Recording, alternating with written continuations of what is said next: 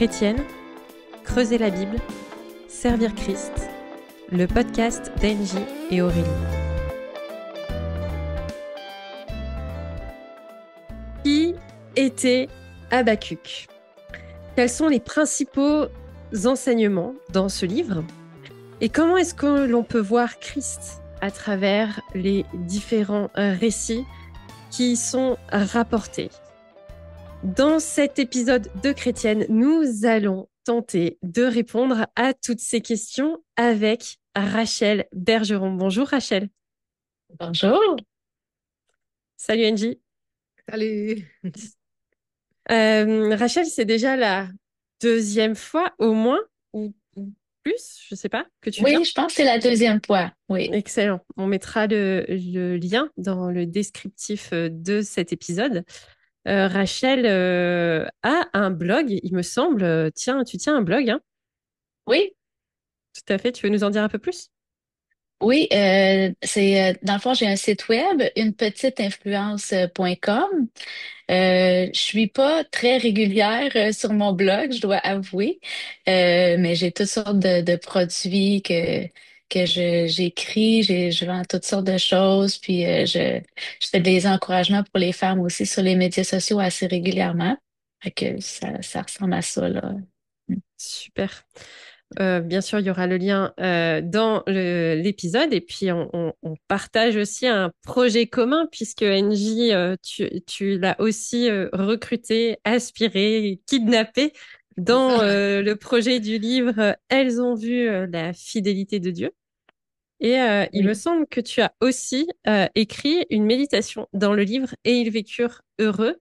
Il me semble que j'ai vu Oui, ton nom. Ouais, oui, excellent.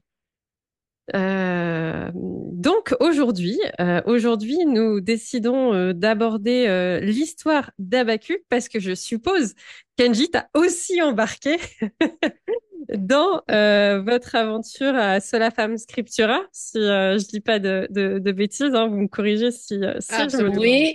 Ok. Et du coup, Oui, tu vas ou tu as déjà enseigné dans le cadre d'une rencontre de femmes, c'est ça, sur ce livre? oui, Trop bien. Et du coup, oui. Rachel vient nous partager un petit peu toutes ces belles découvertes sur ce livre rarement étudié, enseigné. Enfin, c'est vrai qu'en tout cas, je ne, c'est pas forcément quelque chose dans les prédications qu'on entend à l'église. On se dit, ah tiens, on va nous parler d'Habakkuk. Alors du coup, bah, qu'est-ce qui t'a donné envie, à part peut-être les menaces d'Engie, d'étudier et d'enseigner ce livre? Oui, ben comme tu l'as dit, là, dans le fond, on m'a invité à enseigner dans une fin de semaine de retraite pour femmes de leader d'une famille d'église ici au Québec. Et là, je réfléchissais à quel message, quel thème que j'étais Mm. pour aborder. Et puis, en même temps que je cherchais mon sujet, on vivait une difficulté avec mon mari, ma famille et notre église. J'ai pas le temps de vous raconter ça ici, mais on vivait vraiment quelque chose de très difficile. Puis, on sentait que c'était une injustice qu'on vivait. Et dans mon temps avec le Seigneur, je faisais la Bible en un an, puis là, j'étais rendue à Habakkuk. Puis j'étais vraiment comme, je priais beaucoup tous les jours que Dieu me touche, que Dieu me réconforte dans cette situation-là. Et je suis vraiment tombée là par hasard dans Habakkuk. Tu sais, je suivais mon plan de lecture là, évidemment. Puis il y a trois versets qui m'ont beaucoup touchée. Fait que je vais vous les lire super rapidement. Dans Habakkuk 2:1, ça dit, je me tiendrai à mon poste de garde, je resterai debout sur le fort du guetteur, je guetterai pour savoir ce qu'en moi-même Dieu me dira, ce que je répondrai à ma protestation. Puis c'était vraiment ça que je vivais. J'attendais, je guettais, tu sais, comme une réponse de Dieu, un réconfort de Dieu. Puis là, Dieu, un peu plus loin, au verset 4, il dit, si quelqu'un flanche, il n'est pas droit de cœur. Fait que, wouh! Et il dit, mais le juste vivra grâce à sa foi. Ça m'a beaucoup touchée. Et là, dernier verset du livre, au verset 18-19, ça dit, mais moi, c'est à cause de l'Éternel que je veux me réjouir. Puis moi, Mm. ça m'a tellement touchée. Je me rappelle, là, je pleurais, puis je me disais, c'est vraiment ça, Seigneur, je veux continuer d'avoir ma joie en toi, malgré cette situation-là. Fait que je me suis dit, c'est ça, je vais parler du livre d'Habakkuk. Et c'est très drôle. Puis le Seigneur fait les choses comme ça. Je parlais avec une femme au Québec, elle m'a dit, ah, mais Angie, elle a choisi Habakkuk pour Sola. Puis ça s'est tout fait comme en même temps. Fait que Mhm. le Donc, je Seigneur ne est l'ai pas vraiment bon. manipulé, je ne l'ai pas Non, forcé, Aurélie. Ça j'avais va, c'est bon. déjà D'accord. commencé Le mes Seigneur vous avez réflexions. Puis convaincu chacune, C'est tout va ça. bien. c'était Dieu, c'est la faute du Seigneur. Hmm.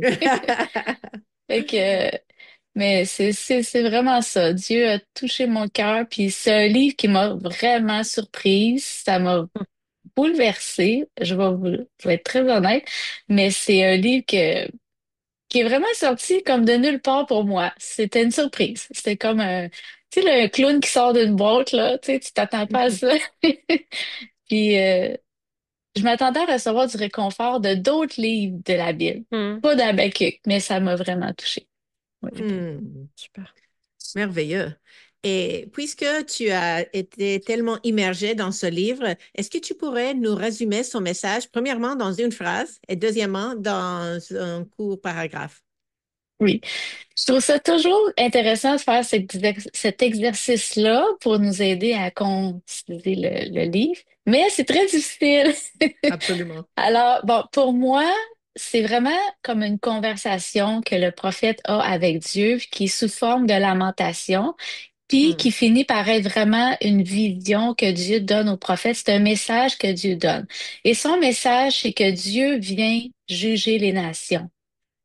Et il le fait par amour pour nous, pour sa gloire, parce qu'il y a un plan de rédemption extraordinaire pour nous. Fait que moi, ça serait ma pas courte phrase, mais ça serait ma phrase. Dieu vient juger les nations par amour, pour sa gloire, parce qu'il y a un plan de rédemption pour nous. Hmm. Et Donc, là, je tu me pense que disais c'est de... un Oui, paragraphe. oui, un petit paragraphe. Euh, C'est ça. Pour moi, le message d'Habakkuk est quand même difficile à avaler parce que ça révèle vraiment que Dieu vient juger les nations, vient juger particulièrement les Juifs dans l'histoire qu'Habakkuk écrit. Il vient juger son peuple par un peuple qui est plus terrible que les Juifs eux-mêmes. Puis on apprend que Dieu va juger aussi les Babyloniens parce que ce livre-là parle des Babyloniens. Et Dieu va juger aussi ce peuple-là et que ultimement Dieu va juger les nations. Donc c'est quand même un message qui est vraiment pas super le fun à recevoir. Mais tout l'espoir qu'il y a dans ce message-là, c'est que Dieu le fait parce qu'il y a un plan de rédemption, puis il le fait Hmm. par amour pour nous.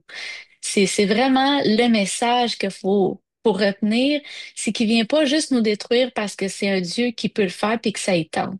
C'est vraiment parce que il nous aime et il veut vraiment nous sauver par Jésus-Christ. Puis on va en parler un petit peu plus tard. Puis juste rapidement, j'ai trouvé qu'un verset qui résumait bien le livre dans son entier, là, c'est le verset 12 du chapitre 1 qui dit N'es-tu pas depuis l'origine, ô Éternel? Tu es mon Dieu, mon saint, tu ne meurs pas. Ô Éternel, toi le rocher, c'est pour exécuter le jugement que tu as suscité ce peuple, les Babyloniens, et tu l'as rendu fort pour qu'il soit l'instrument du châtiment. Je trouve que ça résume bien parce qu'on voit la sainteté, on voit la gloire de Dieu qui est là depuis l'origine, mais on voit que Dieu a un plan, il va l'exécuter, même si on croit que c'est une injustice envers nous, comme moi un peu j'ai vécu, puis comme Habakkuk qui crie vraiment là, dans son livre, qui il vit du mal, il vit une injustice, c'est ça que Dieu veut faire pour son peuple et pour lui. Hmm. Comment, du coup, est-ce que tu as procédé pour étudier ce texte et pour en approfondir les différents enseignements? Est-ce que tu as utilisé des outils comme des commentaires bibliques ou des livres de méditation spécifiques sur ce livre? Parce que on est face à un genre littéraire assez différent de ce qu'on a l'habitude, en tout cas, d'étudier. C'est-à-dire qu'on n'est pas sur un un évangile, on n'est pas sur non plus une épître. Du coup, comment est-ce que tu as fait? Oui, ben quand j'ai décidé de choisir ce livre-là, je me disais, mais dans quoi je m'embarque? Fait que au début, je faisais juste le lire. Tu sais, je l'ai lu beaucoup, j'ai prié pendant même plusieurs mois avant d'embarquer dans Mhm. l'étude, parce que c'est quand même très longtemps d'avance là, avant que, tu sais, j'ai choisi mon thème presque un an avant la conférence. Fait que j'ai beaucoup prié, j'ai beaucoup lu, et vu que c'est un genre puis une histoire que j'étais quand même moins habituée, là, les petits prophètes, c'était pas, je suis pas super familière.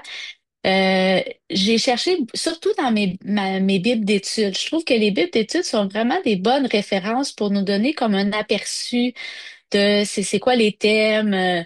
Souvent, les bibles d'études, ils ont des introductions aussi qui nous expliquent le contexte, qui nous expliquent tous ces genres de choses-là. Ça va être quoi les problèmes qu'il peut y avoir dans le texte qu'on va rencontrer. Toutes sortes de choses qui sont quand même assez en résumé, mais qui nous donnent une belle aperçu. Fait que moi, j'ai commencé par ça. Puis après ça, j'ai cherché des commentaires, puis j'ai rien trouvé en français. À part, comme les commentaires généraux, là, comme le commentaire du chercheur ou des trucs Mhm. comme ça qui peuvent être super utiles. Mais spécifiquement, un commentaire en français, moi, j'en ai pas trouvé. Fait que, Ok. il y en a sûrement quelque part, mais j'en ai pas trouvé. Mais en anglais, j'en ai deux à vous suggérer. J'ai beaucoup aimé celui-ci ici, puis je pense qu'Angie, tu le connais, Oui. Trembling Faith de Taylor Turkington. C'est écrit par une femme en plus, fait que ça a vraiment une perspective féminine. Puis c'est un commentaire, mais en même temps, c'est un peu un témoignage. C'est pas comme un commentaire comme on Académique. pourrait. Oui, c'est ça. J'ai vraiment beaucoup aimé ce livre-là ici que je vous encourage. Et une autre ressource aussi que moi j'aime beaucoup, que j'apprécie beaucoup, c'est Together for the Gospel. Ils ont des cours gratuits, ils ont des commentaires gratuits sur leur site. C'est sûr, c'est tout en anglais, mais c'est vraiment bien fait, puis on peut tout lire ça en anglais. Moi, j'ai été fouiller ça, j'ai écouté des messages aussi qu'il y avait là-dessus. Fait que Mais vraiment, la principale chose que j'ai fait, c'est j'ai lu, j'ai souligné différentes couleurs, j'ai encerclé les mots qui se répétaient, j'ai été voir tu sais, les versets qui peuvent référer à d'autres versets de l'Ancien Testament avant ou même après. J'ai vraiment comme fait ma première ébauche dans ma lecture personnelle, puis après, j'ai cherché d'autres commentaires, d'autres sources. Mais moi, c'est vraiment ça. Je pense que Angie aussi, puis même Aurélie, c'est ce que vous dites toujours, c'est qu'il faut garder nos yeux dans la parole. Puis Dieu touche nos cœurs d'abord, et Mhm. après ça, on peut comme chercher plus loin, mais c'est ça. Moi, c'est mon point de départ. C'est comme ça que je fais. Excellent. Et comment est-ce que tu as fait le lien entre ce texte de l'Ancien Testament et l'Évangile? Oui, ça, c'est toujours ce qu'on veut, hein. Yeah. On veut comprendre pourquoi ce livre-là a été écrit à la lumière de tout le plan de Dieu pour nous. Euh, Puis c'est pas toujours facile, là, surtout dans un livre comme ça. Euh, J'ai trouvé ce que moi j'ai trouvé le plus qui m'a le plus aidé, c'est de prendre ce livre-là puis de le mettre à la lumière de toute l'histoire de l'Évangile. Fait que Mm. moi j'ai vraiment essayé de trouver le contexte du livre, c'est quoi qui se passe avec cet auteur-là, Habakkuk, c'est quoi qui se passe avec Israël, il s'est situé où ce livre-là, puis ça m'a beaucoup aidé à comprendre que dans le fond, tu sais, ce livre-là se passe juste avant le jugement de Dieu, que les Babyloniens viennent déporter le peuple. Tu sais, comme qu'on connaît surtout, c'est Daniel, là, l'histoire de Daniel, que Daniel il est pris, puis qu'il va habiter dans un autre pays pendant 70 ans. Fait que c'est vraiment avant, là, un peu avant ça, que ça se passe. Fait que moi, ça m'a aidé de comprendre que dans toute l'histoire de Dieu pour l'humanité, Dieu nous montrait au travers de ces histoires-là qu'on a besoin d'un sauveur parce qu'il veut nous juger, parce que on est rempli de péchés. Tout l'Ancien Testament nous montre qu'on ne peut pas rien faire par nous-mêmes puis qu'on a besoin d'un sauveur. On a besoin d'un rédempteur. Fait que pour moi, c'est comme ce livre-là, ça nous montre que vraiment c'est ça le but de Dieu pour nous, c'est qu'il va nous juger, mais pour nous ramener à lui après. Et il y a un verset que je veux vous lire. En fait, il y a deux versets que je veux vous lire qui m'ont beaucoup aidé à connecter l'Évangile de Jésus, son plan pour nous avec ce livre-là. C'est dans le chapitre 3, verset 12. Donc, Habakkuk qui dit à Dieu, avec colère, tu parcours la terre. Tu foules les nations aux pieds dans ton indignation. Donc, Dieu, il est indigné par Mm. le péché. Il se promène, on voit, il se promène, il parcourt la terre, puis Dieu, il a vraiment ça. Il va juger son peuple. Mais là, au verset 13, extrêmement touchant, je trouve, il dit, oui, tu t'es mis en route pour délivrer ton peuple et pour sauver ton roi qui a reçu l'onction. Donc, on voit que Dieu s'est mis en route pour sauver son peuple, puis c'est tout lié à son jugement. Donc, il vient pour sauver son peuple, puis nous, on peut connecter que c'est Jésus qui vient sauver son peuple. Fait que c'est pas écrit directement que c'est Jésus, mais on voit que Dieu vient sauver. Puis Mm. pour le peuple, à ce moment-là, ça fait vraiment référence à l'Exode. Pour eux, là, que Dieu vienne les sauver, ça leur ramène à Mm. toute l'histoire que Dieu est venu les délivrer de l'esclavage qu'ils vivaient en Égypte. Donc pour eux, ça faisait référence vraiment à ça. Puis on le voit aussi un petit peu plus loin, pas un petit peu plus loin, mais un petit peu avant. Moi, là, quand j'ai lu ce verset-là, je vais vous le lire, je vais expliquer après. C'est verset 3, chapitre 3, ça dit, vous allez voir, quand on le lit, on peut rien comprendre, on se dit pourquoi c'est là, mais je vais vous expliquer le contexte rapidement, puis on va comprendre. Le verset 3 du chapitre 3, ça dit, de Théman, Dieu arrive. Le Saint vient des montagnes, du pays de Paran. Là, il y a une pause ici. Euh, Puis quand j'ai lu ça, je me disais, c'est quoi ça? C'est quoi parent? J'ai jamais entendu parler de ça, tout ça. C'est extrêmement touchant de comprendre que parent, c'est le sud de Juda et c'est tout près du mont Sinaï. Ça, c'est Théman, pardon. Théman, c'est au sud de Juda. Et puis Paran, c'est entre le Sinaï et Canaan. Donc, toute cette région-là, c'est tout là que s'est passé la délivrance du peuple durant l'Exode. C'est la libération du peuple s'est passée exactement là. Et là, Dieu dit à Habakkuk qu'il s'en vient de cet endroit-là. C'est comme il va refaire cette livrance-là qu'il a déjà faite à son peuple, puis le peuple s'attend à ça.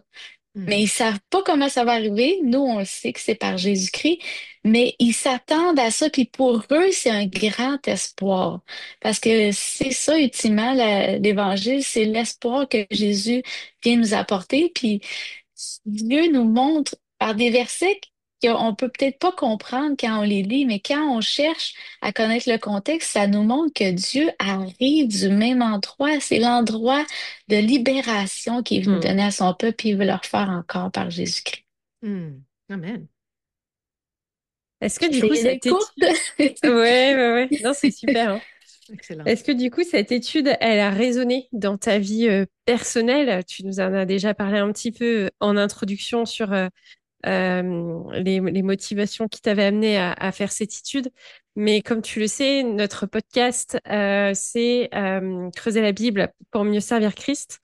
Est-ce que du coup, cette étude t'a amené à mieux vivre pour Jésus, peut-être, ou t'a amené une manière de mieux témoigner de qui il est dans ta vie et de mieux le servir? Mhm.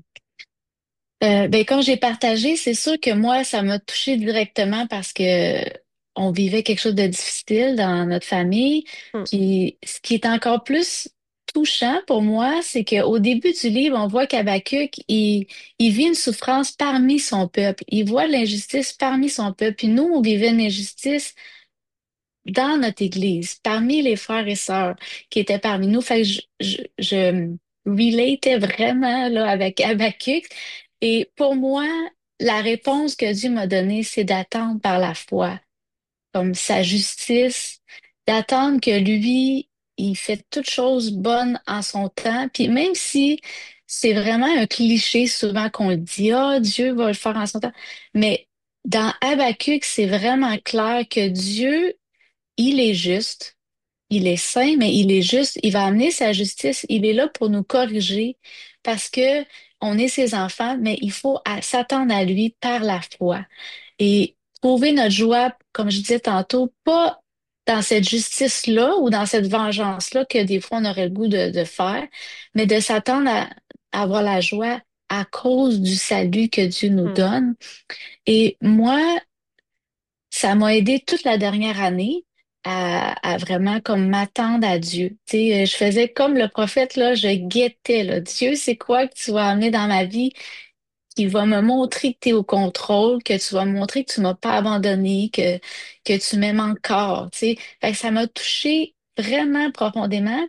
Mais Dieu a permis que j'étudie ce texte-là aussi parce que j'ai pu enseigner aux autres femmes, comme je vous ai dit, à la retraite, mais aussi aux femmes de mon église, puis même à mes enfants, je leur rappelais comme ces versets-là, puis je le sais que ça pouvait résonner avec eux parce qu'ils savaient ce que je vivais.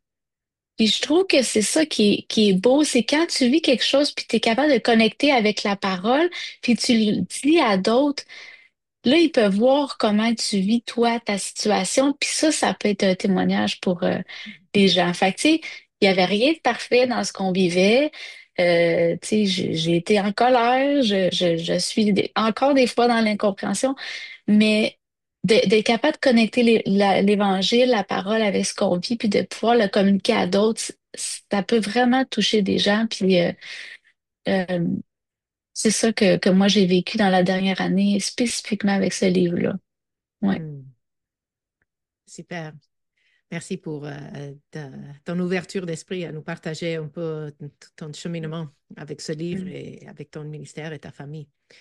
Une dernière question, et pour la poser, je me dis que parfois, j'ai entendu des versets de Habakkuk et je ne savais pas qu'ils venaient d'Habakkuk. Oh, tout le monde, probablement, qui a lu le Nouveau Testament, en tout cas, connaît le verset que Paul cite, le juste vivra par la foi.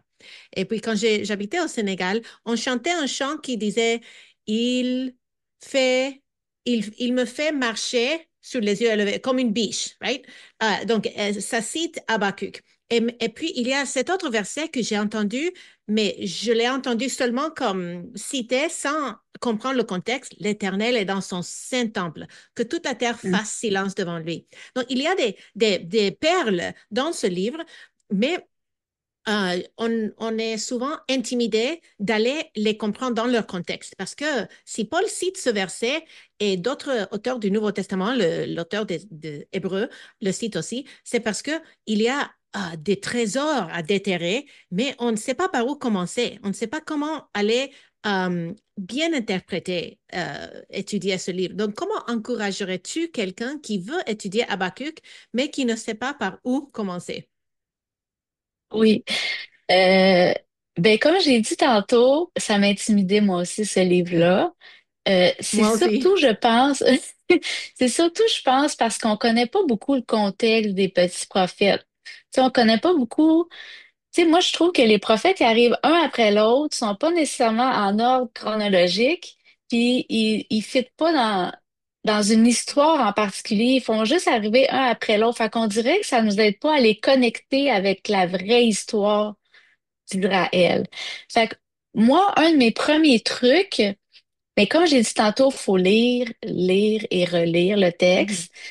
Mais un de mes premiers trucs, c'est vraiment de connaître le contexte plus large du livre. Tu sais, c'est qui l'auteur?